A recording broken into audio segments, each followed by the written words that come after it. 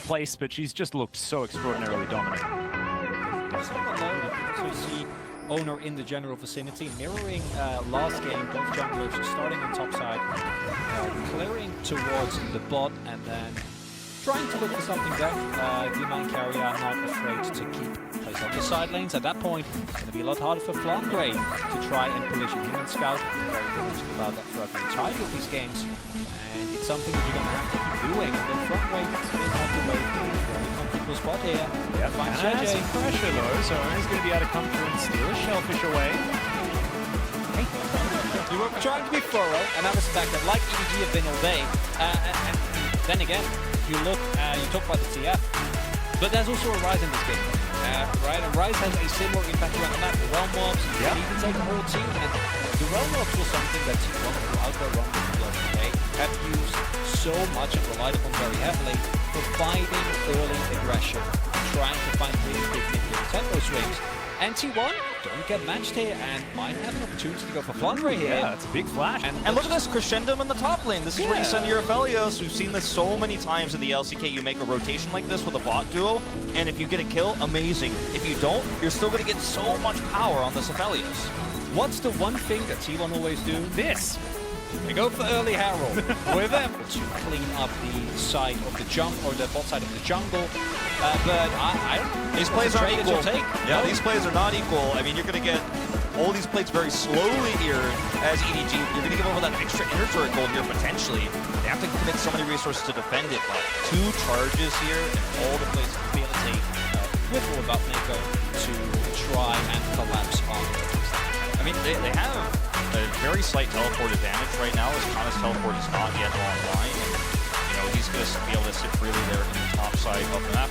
Kana's, because his teleport's almost coming up, they have so much vision control around this break. T1 feel like they can play this tug-of-war game here, and there's just no real answer, unfortunately, on the side of EDG. You're not going to get anything But on that this. never felt as, I think, as friendly.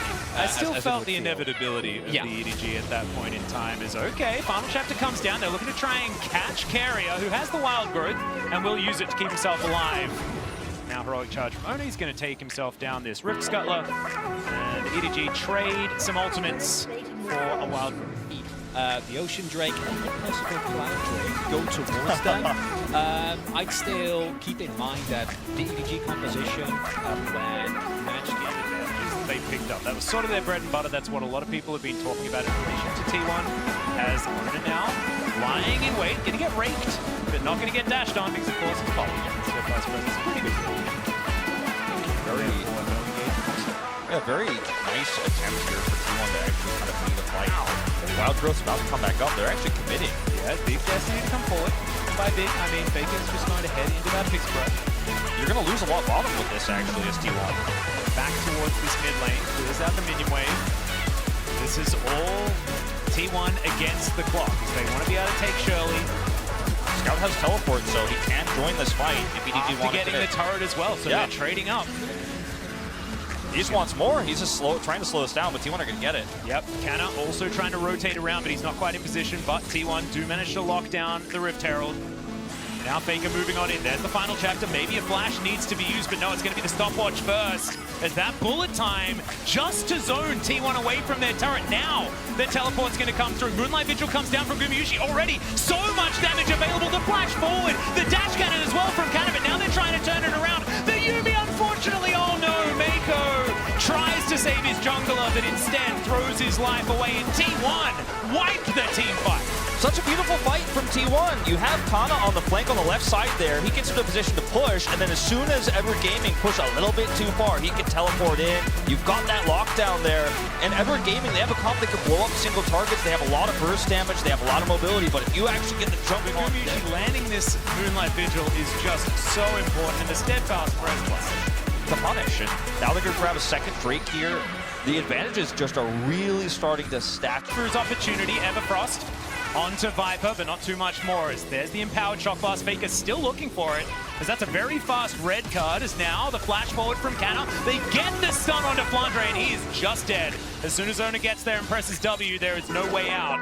Put some T1 respect. keep pushing forward. Put some respect in Kana's name. This guy is making big plays this game. Flash forward there once again. To come through, his great stun cut comes out from Faker. Joy in a little bit of trouble. Now the ulti is on cooldown. Scout flanking through the side, but T1 are not relenting. They're looking to take down this inhibitor turret.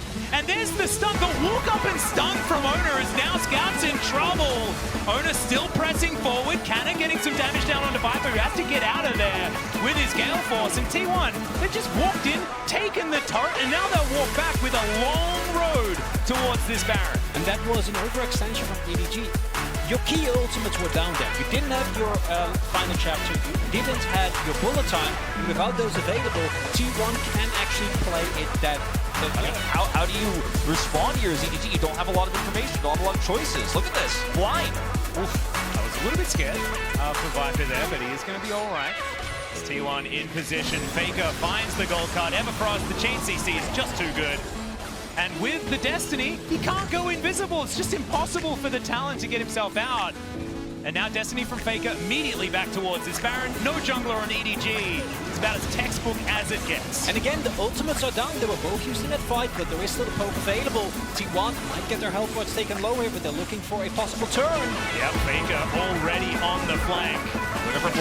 Control board goes down as now Flandre in trouble once again. Oner is going to get on forward. He takes a lot of damage, but he's going to be absolutely fine. Once again, Canna finding everyone with his ultimate. The Realm Warp gets the rise out, but they're not going to be able to stop this Baron anymore. There's just no way you can take this fight without those crucial ultimates, but you can't just give up the Baron. You've got to try something.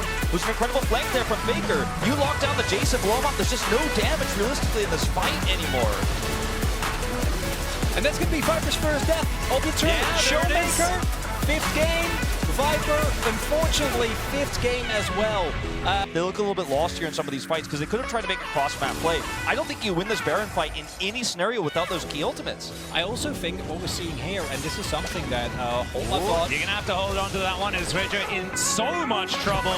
Not going to be able to take his ground. What do you do? Like, you can find blind shock blast, but that's not really getting you anywhere. T1 are not showing on wave, so you can't try and collapse with a possible Realm Warp. Now, Soul Point also going over. It's not a game, too, where as EDG you want to be giving over Mountain Soul Point when you're running this Jace, right? And even the bullet time, like This is a gold lead that's going to be very hard to come back from. It's going to be a great combination of ultimates or a possible collapse. T1 do overextend at any point. Yeah, this inhibitor taking a little bit of damage, but Canna on the bottom side as well. He's going to remove the second inhibitor turret of the game, as that's the flash forward. He doesn't care about the exhaust. Canna 1 versus 2. He's got the best item in the game, so he'll be absolutely fine. Scout as well is going to go golden, but the situation's far more dire for him, as Faker will lock down the rise. A Destiny comes in a little bit mistimed on that rake, but T1 are going to push forward. Nexus turrets now fall, and they'll tie up their scoreline here at Worlds Groups with EDG. The Nexus is the focus. They're not worried about any of the funny business, but they will grab a couple of extra kills before they tie.